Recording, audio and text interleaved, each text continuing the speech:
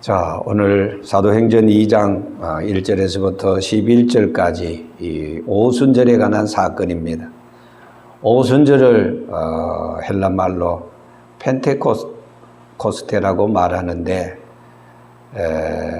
맥주절 혹은 또 초실절이라 이렇게도 말합니다. 보리맥자, 이 보리 농사를 다 지어놓고 하나님 앞에 드리는 이런 절기, 이게 바로 오순절입니다. 그래서 6월절 지나서 7일이 49, 한 주간은 7일입니다. 그래서 7주 49일, 49일 지난 바로 주일, 바로 지난 50일째, 이것이 바로 오순절입니다. 오순절을 다른 말로는 맥주철이라 이렇게도 말하지요. 유대인들에게 있어서 3대 절기는 저들의 자존심이요 생명과도 같습니다. 히브리 유대인들이나 헬라파 유대인들이나 이 절기를 만약에 지키지 않는다면은 유대 사회에서 아브라함의 자손들로서 자격을 상실할 만큼 정말 취급을 받지 못합니다. 그렇기 때문에 이 절기만큼은 꼭 반드시 지킵니다. 물론 히브리파 유대인들은 원래 거기에서 살던 사람들이고 또 헬라파 유대인들은 소위 말하자면 교포들입니다. 그러니까 유대인들이지만은 여기에 성경에 기록된 대로 각국에 흩어져서 거기에서 살던 사람들. 하지만은 이 절기가 되면은 반드시 예루살렘에 올라와서 그 절기에 참석하고 또 이 절기를 장장 한 주간 동안 지키는 거. 이게 소위 말하자면 축제입니다. 그래서 유대인 치고 아브라함의 자손들 치고 이 절기를 지키지 않는다면은 그것은 유대사회에서 소위 왕따당하고 아주 무시당하는 이런 일이 아닐 수가 없습니다. 우리가 잘 알다시피 하나님은 한 분이시지만은 삼위가 계십니다. 성부 하나님, 성자 하나님, 성령 하나님. 하나님이 세 분이 아니 하나님은 한 분이시지만은 직능 면에서 사역하는 면에서 삼위가 계신다. 성부 하나님은 구원을 설계하시고 계획하시고 성자 하나님은 2000년 전에 이 땅에 오셔서 성부 하나님이 설계하신 그 구원을 십자가로 완성하시고 성취하시고 누구든지 얼마든지 주님 앞에 나와서 회개하고 예수 그리스도를 영접하는 자에게는 하나님의 자녀가 되는 권세를 주시고, 그래서 우리가 죄인이지만은 예수님께서 십자가에서 완성하신, 이루어 주신, 성취하신 그 공로 때문에 우리는 구원함에 이를 수 있게 되었고, 또 성자 하나님은 구원함에 이를 수 있게 된 성도들로 하여금 마음의 감동과 감화를 주셔서 우리에게 그 완성한 십자가에서 예수님이 이루 가신 그 구원을 적용시켜 주셔서 역시 누구든지 얼마든지 예수님 앞에 나와서 예수를 믿는 자는 천국의 소망을 가지고 이 땅에서 성령으로 살고 성령으로 행할 수 있는 그런 은혜를 베풀어 주시는 것입니다. 역사적인 인간 세상에 하나님이 오셨다. 이 놀라운 사건이 아닙니까? 예수님은 누구십니까? 이 세상에 오시기 전에 성자 하나님이십니다. 예수님이 누구십니까? 이 세상에 오시어서 성탄의 복음, 십자가의 복음, 부활의 복음, 승찬의 복음, 그리고 5대 복음 중에서 마지막 5번째 재림의 복음. 4가지 복음은 과거 완료형입니다. 다 이루어졌어요. 그런데 이제 마지막 남은 재림의 복음, 파우레시아. 다시 오신다고 약속하신 그 복음 한 가지만 지금 남겨놓고 있는 것입니다. 창세기 1장 1절에 태초에 하나님이 천지를 창조하시니라. 창조할 때 성부 하나님만 창조하신 것이 아니에요. 성자 하나님도 성령 하나님도 동시에 역사하신 것입니다. 이게 우리 기독교 복음에 참 중요하기 때문에 제가 다시 한번 강조를 하면서 말씀을 드립니다. 성탄의 복음. 이사야 7장 14절에 보라 처녀가 잉태하여 아들을 낳을 것이요 그 이름을 임마누엘이라 하리라. 처녀가 잉태하여 아들을 낳는다. 인간의 원죄와 그리고 인간의 자범죄에서 예수 그리스도는 자유롭습니다. 다시 말해서 아담의 원죄가 예수에게는 없습니다. 왜 그런가 하니까 성령으로 잉태되어서 우리 모든 이 세상의 인간들은 부정모혈, 아버지와 어머니 사이에서 태어났습니다. 그러나 예수님은 자기를 육체적으로 낳아준 어머니 마리아는 있어도 아버지가 없습니다. 그런 거로 성령으로 잉태되어서 아담의 원죄가 예수님에게는 없습니다. 그리고 예수님 자신이 누가 나를 죄로 책잡겠느냐.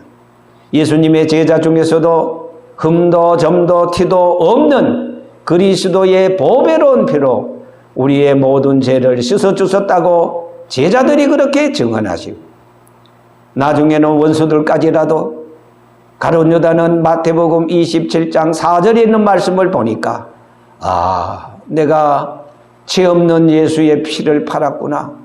무죄한 피를 팔고 내가 죄를 지었구나. 그러면서 그 길로 나가서 목을 매서 자살했습니다.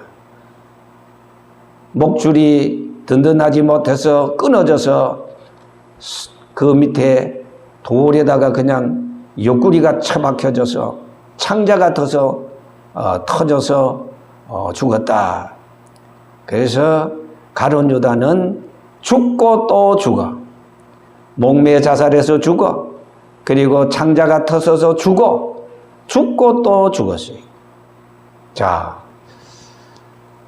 예수님의 원수들 가운데 빌라도 총독이 있습니다.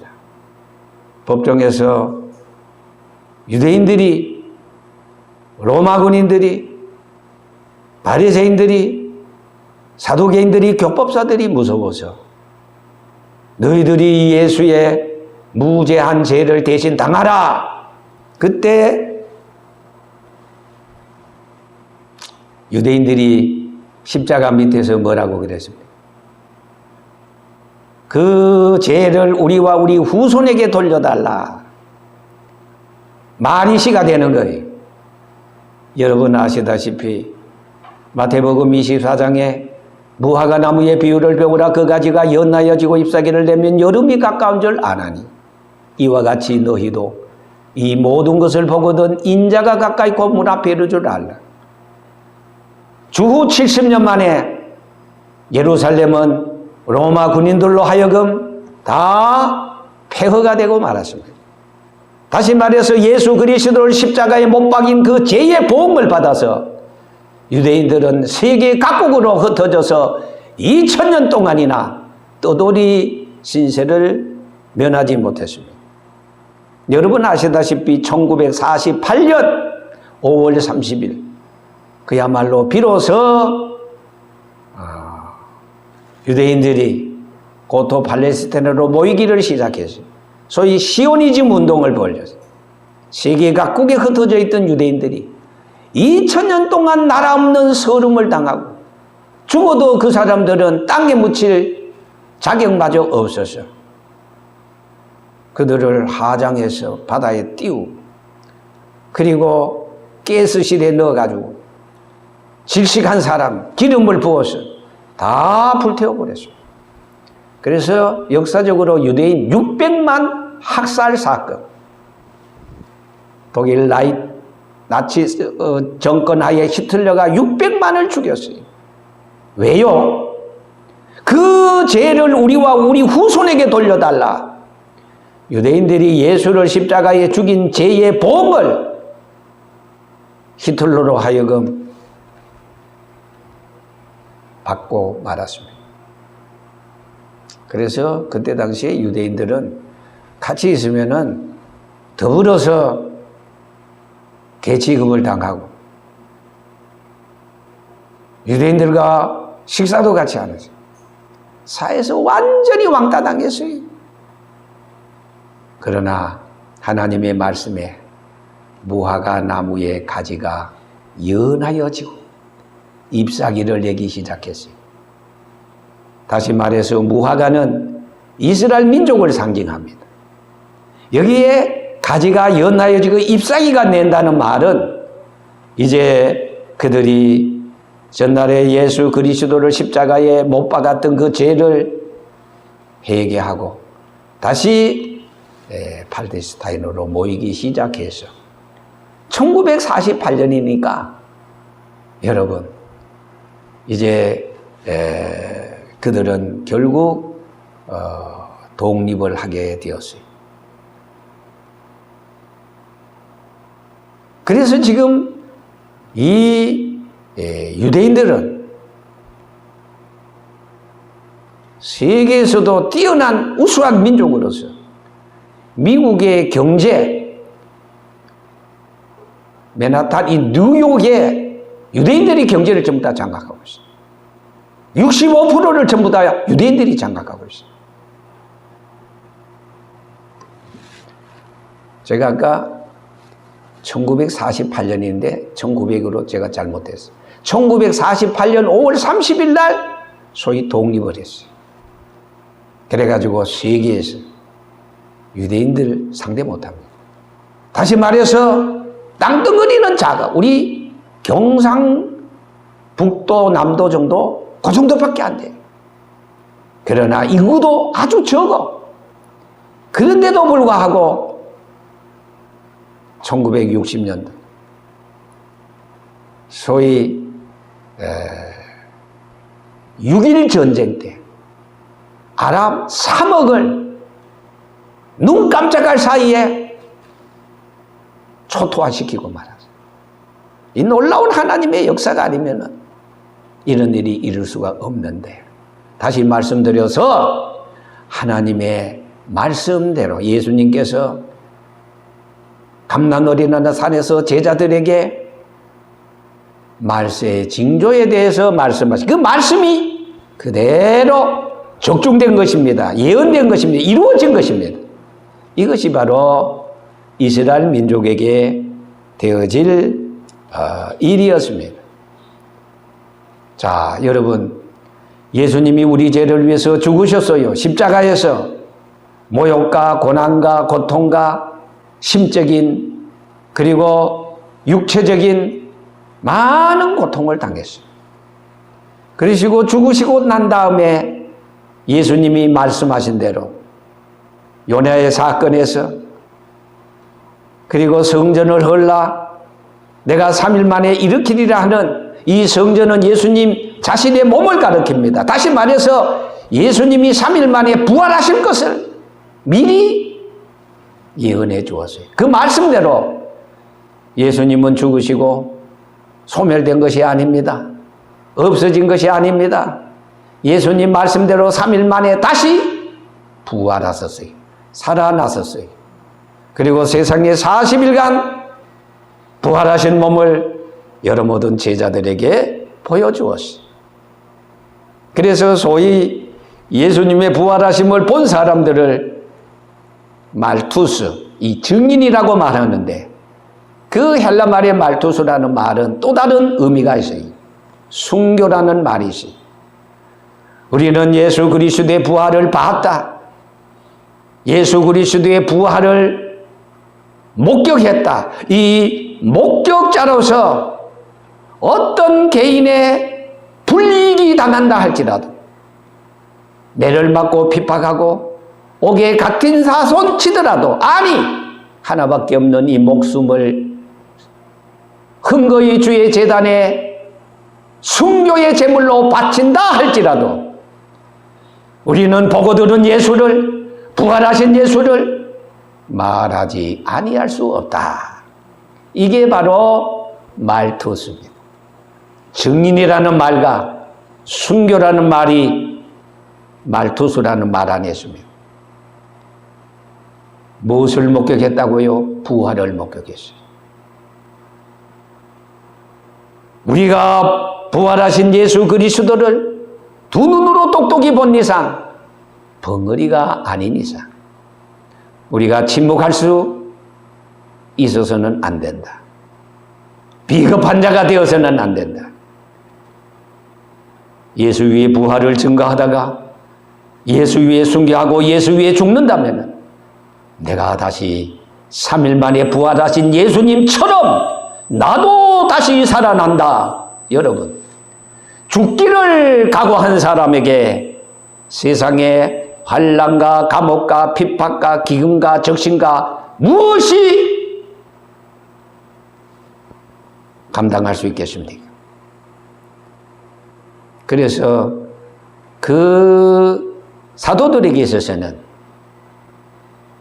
하나님께서 주신 성령의 권능, 에너지, 능력, 지혜 충천했습니다. 예수 그리스도 때문에 환난당하고 고난당하고 고통당하고 먹지 못하고 옥에 갇히는 것을 그들은 최고의 기쁨과 영광으로 생각했습니다.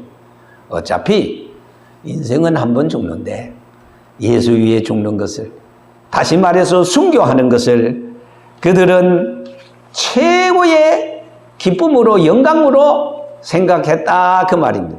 그런 사람들에게 어떻게 예수 그리스도의 부활을 다시 말하지 말라고 말하겠습니까?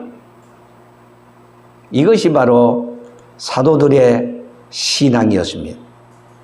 자, 오늘 여러분, 오순절은 출애굽기 34장 22절에 이 오순절을 지켜도 그만 안 지켜도 그만 아닙니다. 반드시 지켜라. 명령입니다. 오순절에 보면은 오늘 본문에 성령이 임했다고 그랬어요. 요엘 선지자는 말하기를, 요엘서 2장 28절에 말세 내가 남종과 여종들에게 물 붓듯이 성령을 부어주겠다. 그것이 바로 사도행전 2장 1절에 그대로 이루어졌어요. 그래서 이 초대교회, 떠리 처치 이 초대교회는 성령 강림으로 말미암아 탄생되었어요. 이루어졌어요. 설립이 되어졌어요. 누구랄 것이 없이 예루살렘을 떠나지 말고 내게 들은 아버지 약속을 기다리라. 요한은 너에게 물로 세례를 베풀었으나 나는 너희에게 성령으로 세례를 주리라.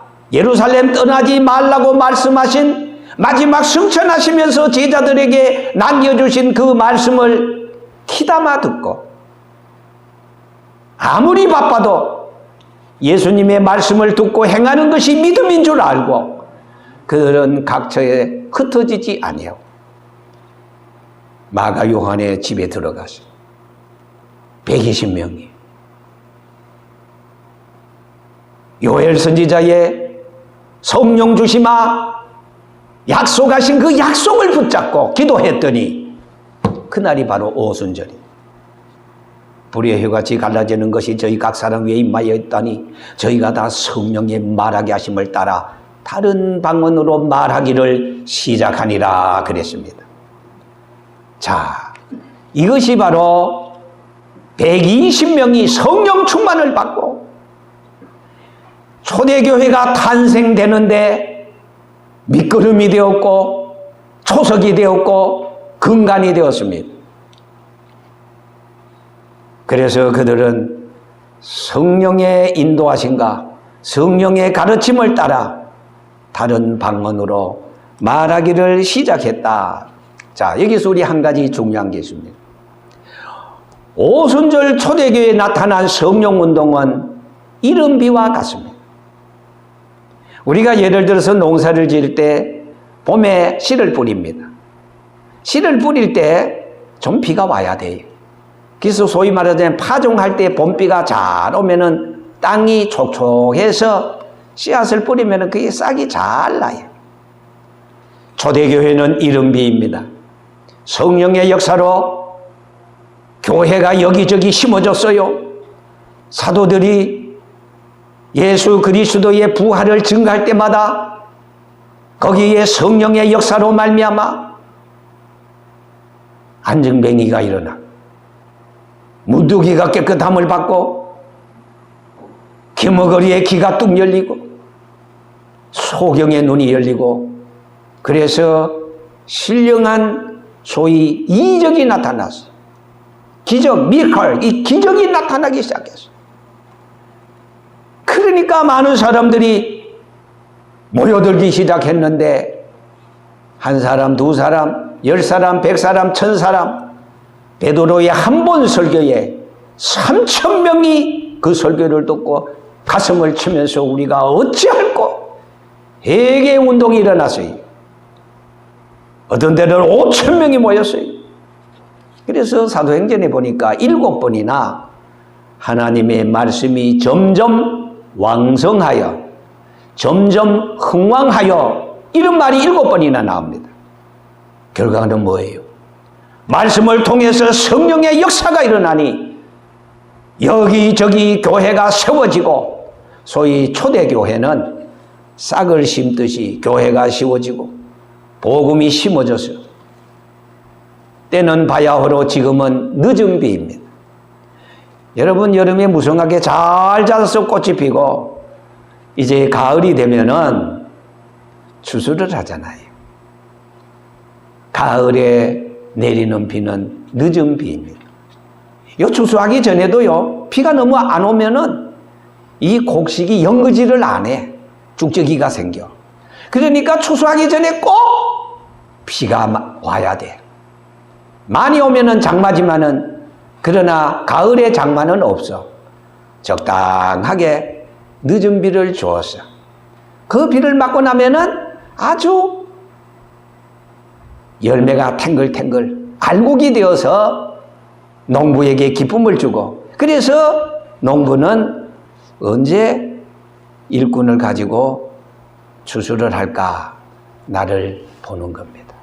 여러분 지금은 시대적으로 말세 초기 이른비 오순절 성령이 아니라 요엘 선지자가 기록한 늦은 비 추수기가 되어서 말세 성령을 하나님께서 이 지구상에 있는 초대교회로부터 심겨진 그 교회들이 열매를 맺기 위해서 교회를 통해서 성도들이 성령을 받고 열매를 맺기 위해서 늦은 비 성령을 맛보아 줍니다. 역사적으로 우리 한국도 그야말로 1950년대에 지나서 6.25 사변 이후에 1960년, 70년, 80년, 90년대까지 한 40년, 50년 동안 엄청난 성령의 역사가 있어요. 예를 들어서 1907년 저 평양의 장대행 교회 길선주 목사의 성령운동으로 말미암아 최초의 성령의 역사가 일어나 최건능 목사님 또 김익두 목사님 병든 자에게 손을 얹었더니 예수의 이름으로 꼽사가 그때 당시에 어떤 동아일보 기자는 신문에 기고하기를 부산 집회에서 한국에 예수 오다 이런 제목으로 왜? 꼽사가 일어났으니까 예수님만이 병든 자를 일으킨 줄 알았는데 그 2000년 전에 예수가 대한민국 부산에 와서 김익두 목사의 부산 집회에서 꼽사의 등을 얻고 예수의 이름으로 일어나라고 안수했더니 멀떡 일어나는 이런 그 신유의 역사가 일어나서 세계 교회 역사상 그 유래를 찾아볼 수 없는 엄청난 부흥을 하나님께서 허락해 주셔서 그야말로 교회들마다 이제 열매를 맺게 되는 이런 놀라운 은혜를 하나님께서는 한국교회에 베풀어 줬습니다. 할렐루야. 이 큰 축복이 아닐 수가 없습니다. 그래서 옛날에는요, 제가 어릴 때만 해도 3천만을 그리스도에게로. 근데 지금은, 그때는 예수 믿는 사람 한 20사람 중에 한 명, 20대 1, 30대 1. 그때는 예수 믿는 것이 별로 자랑스럽지 않았어. 왜냐하면 성령의 체험도 없고 정말 확신이 없어서 천국이 있을까? 지옥이 있을까? 그저 종교적으로 교회 다니는 사람들. 그래서 어떤 사람들이 야, 너 교회 가? 그러면은 교회 믿어? 어떻게 교회를 믿습니까? 그러니까 창피해서 성경 찬송가를 돌돌 말아가지고 품에다가 넣고 숨겨서, 뭐 성경 찬송가를 잘 보관하기 위해서 지금처럼 가방에 넣어가지고 오는 게 아니라 그냥 신문지에 둘둘 말아가지고 누가 볼까봐. 야, 너 어디 가느냐? 교회 간다는 말을 못해. 저기 간다. 저기가 어딘데? 저기야. 그런데 지금은요, 당당하게 어디 가냐? 교회 가지. 당당하게 예수 믿는 사람들이 이렇게 많은 것은 하나님이 동해물과 백두산이 마르고 닳도록 하나님이 대한민국을 지켜주시고 대한민국 안에 있는 한국교회를 지켜주시고 한국교회 안에 있는 성도들을 지켜주셔서 성령의 역사로 말미암아 지금은요, 4사람당 1명꼴로 예수 믿는 복음 한국이 되었습니다. 할렐루야. 예수 믿는 것이 자랑스러워. 예수 안 믿으면 저 사람 뭐 예수도 안 믿어? 참, 하나님이 대한민국을 축복해 주시고 사랑해 주셨기 때문입니다. 오순절 성령, 이른비. 그러나 지금은 하나님께서 이제 추수기가 되었어요. 예수님께서 마태복음 9장 35절에 희어져 추수할 것은 많은데 일꾼이 심히 적다. 여러분, 일꾼이 왜 필요합니까? 추수기에는 일꾼이 필요한 거예요. 그래서 저와 여러분들이 이제 추수꾼의 일꾼이 되어서, 추수하는 일꾼이 되어서 주님으로부터 우리에게 맡겨진 사역, 전도하는 사역, 기도하는 사역, 교회를 위해서, 몸된 교회를 위해서 봉사하는 이 사역을 잘 감당할 때 주님께서는 우리에게 약속하신 생명의 면류관, 의의 면류관, 금면류관, 전도자의 면류관을 씌워주게 될 줄 믿습니다. 이 반열에서 곁길로 가거나 뒤돌아서거나 하지 말고 십자가 튼튼히 붙잡고 늦은 비 오순절 성령을 충만히 받아서 그야말로 하나님의 나라와 그 의를 위해서 푯대만을 향해서 오늘도 달려가는, 쫓아가는, 불의와 싸우고 죄악과 싸우고 이단과 싸우고 마귀와 싸워서 믿음을 지켜나갈 수 있는 저와 여러분들이 되시기를 주의 이름으로 축원합니다. 아멘.